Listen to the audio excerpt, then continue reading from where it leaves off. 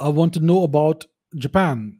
Did a migration happen from India to Japan? Because 80% of Japanese gods are from Hinduism. It's a Buddhist country, and we know that Buddhism originates from Hinduism.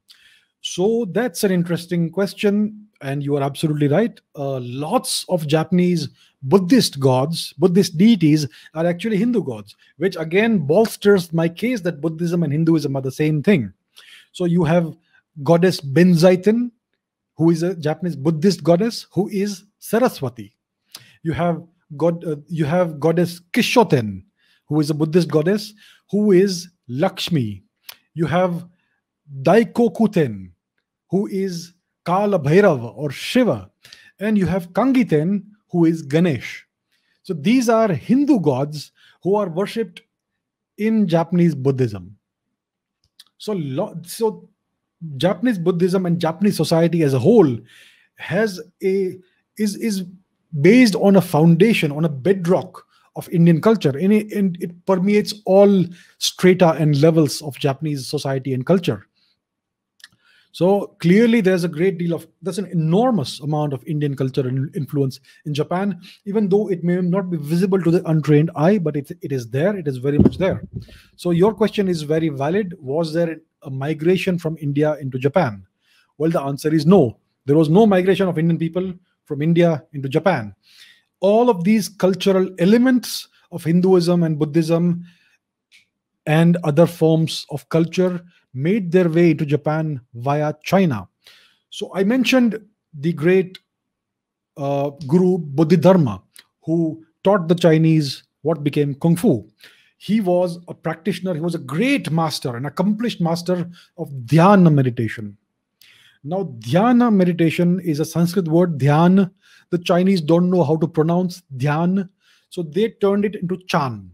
That is the way they were able to pronounce dhyan. So the Chinese practiced Chan Buddhism or Chan meditation, which is dhyan meditation. And from China, Chan Buddhism and Chan meditation made its way into Japan, where it came to be called Zen Buddhism and Zen meditation. So Japanese Zen is Indian dhyan. It derives its lineage and origin from India. So it is through China that these elements of culture migrated eastwards into Japan. All these Buddhist gods and goddesses and Hindu gods and goddesses and all these cultural practices and traditions and all these different forms of meditation and all of Japanese Buddhism and Hinduism came into Japan via China, which tells you how deeply China was influenced by India. Even today, China is the world's second largest dharmic country and largest Buddhist country, because China is home to at least 200 million practicing Buddhists as of right now, as of today, even though it is officially an atheistic and communist country. So China is the world's largest Buddhist nation even today. And in the past, before the ravages that communism wreaked upon the society, Japan was a very, very, you could say, a dharmic society. It was very deeply influenced by India, despite India never sending a single soldier across the Tibetan border into China. So the Chinese accepted and absorbed and lapped up Indian culture voraciously. They loved it.